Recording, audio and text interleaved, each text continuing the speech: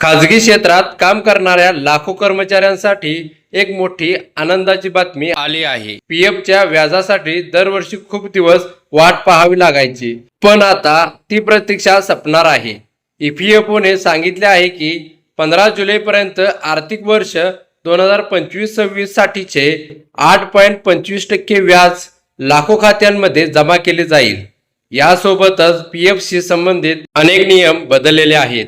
नवीन IT प्रणालीमुळे claim, transfer आणि पैसे काढण्याची प्रक्रिया आता अधिक सोपी आणि जलद होणार आहे। हे बदल नेमके काय आहेत आणि त्याचा तुम्हाला काय फायदा होईल हे आजच्या व्हिडिओमध्ये आपण सोप्या भाषेत समजून घेऊया। जर तुम्ही खाजगी क्षेत्रात काम करत असाल तर हा व्हिडिओ शेवटपर्यंत नक्की पहा। चला तर मग सुरुवात करूया। जर तुमचे ईपीएफ खाते असेल तर ही माहिती तुमच्यासाठी खूप महत्त्वाची आहे। ईपीएफ नुसार 15 जुलैपर्यंत आर्थिक वर्ष 2025-26 चे 8.25% व्याज खात्यांमध्ये जमा केले जाणार आहे। प्रसारमाध्यमांच्या वृत्तानुसार कोट्यावधी खात्यांमध्ये 1.44 लाख कोटी रुपयांपेक्षा जास्त व्याज जमा करण्यात येत आहे। यामध्ये एक गोष्ट लक्षात घ्या, व्याजाची रक्कम सर्वांच्या खात्यात एकाच दिवशी जमा होईलच असे नाही। ईपीएफओ ही प्रक्रिया टप्प्याटप्प्याने पूर्ण करतो, त्यामुळे 15 जुलै नंतरही काही दिवस वाट पाहावी लागू शकते।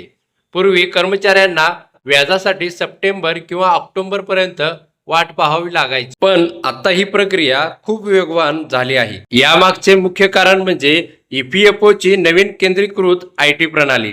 पूर्वी प्रत्येक प्रादेशिक कार्यालयाचा स्वतंत्र डेटाबेस होता, त्यामुळे दुसऱ्या शहरात नोकरी बदलल्यास क्लेम किंवा ट्रान्सफरला जास्त वेळ लागायचा।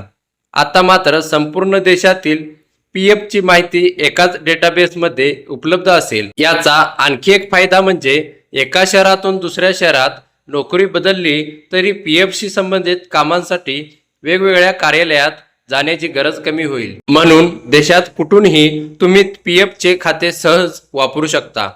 पीएफशी संबंधित अनेक सेवा आता अधिक सोप्या आणि स्मार्ट झाल्या आहेत। पीएफ शिल्लक, क्लेम स्टेटस, सेवा नोंद आणि पेन्शनची माहिती एकाच ठिकाणी मिळेल। यामुळे कर्मचारी स्वतःच आपल्या पीएफ खात्याची माहिती सहज तपासू शकतील। छोट्या छोट्या कामांसाठी कार्यालयात फेऱ्या माराव्या लागणार नाहीत। पूर्वी अर्ज करताना एखादा कागद राहिला किंवा माहिती चुकीची भरली तर क्लेम नाकारला जायचा, मग संपूर्ण प्रक्रिया पुन्हा करावी लागायची। आता नवीन प्रणालीमुळे अशी चूक आधीच समजेल आणि ती दुरुस्त करण्याची संधी मिळेल। तसेच कोणत्या कारणासाठी आणि किती रक्कम काढता येईल हेही सिस्टम सांगेल। यामुळे चुकीचे किंवा नाकारलेले क्लेम कमी होतील।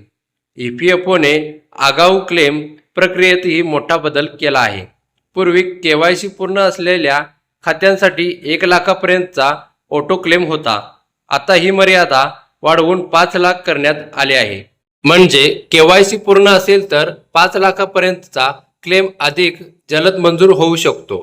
मात्र जलद क्लेमचा लाभ मिळवण्यासाठी तुमचा यूएएन सक्रिय असणे, आधार, पॅन आणि बँक खाते लिंक असणे तसेच केवायसी पूर्ण असणे आवश्यक आहे। अधिक माहितीसाठी ईपीएफओच्या वेबसाईटवर ऑनलाईन माहिती मिळेल। कार्यालयात जाण्याची गरज नाही, बहुतेक कामे आता ऑनलाईनच होतील। पूर्वी वेगवेगळ्या भागात वेगवेगळे नियम होते, आता ते कमी करून फक्त 3 सोप्या श्रेणी करण्यात आल्या आहेत। नियमानुसार सदस्यांना त्यांच्या पीएफ शिल्लकीपैकी 75% रक्कम काढता येईल, म्हणजे गरज पडल्यास पैसे काढणे आता अधिक सोपे होईल। लक्षात ठेवा, पीएफ मधून पैसे काढण्यासाठी ईपीएफओचे नियम लागू राहतील। प्रत्येकाला कोणत्याही कारणासाठी पैसे काढता येतील असे नाही।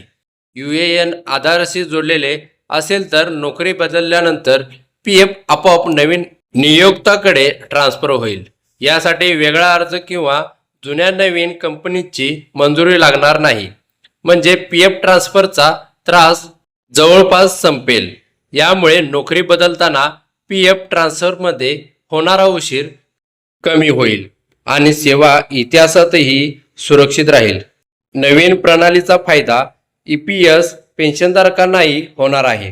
ते देशातील कोणत्याही ईपीएफओ कार्यालयात लाईफ सर्टिफिकेट आणि इतर सेवा घेऊ शकतील।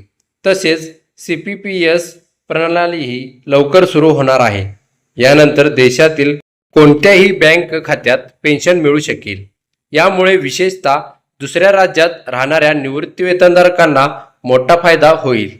त्यांना पेन्शनसाठी ठराविक कार्यालयावर अवलंबून राहावे लागणार नाही.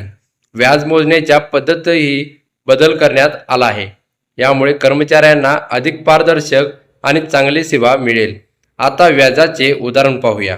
जर तुमच्या खात्यात 1 लाख असतील तर 8.25% दराने सुमारे 8,250 व्याज मिळेल. आणि जर खात्यात 5 लाख असतील तर सुमारे 41,000 व्याज मिळू शकते. व्याज जमा झाल्यानंतर PF शिल्लक अनेक प्रकारे तपासता येईल.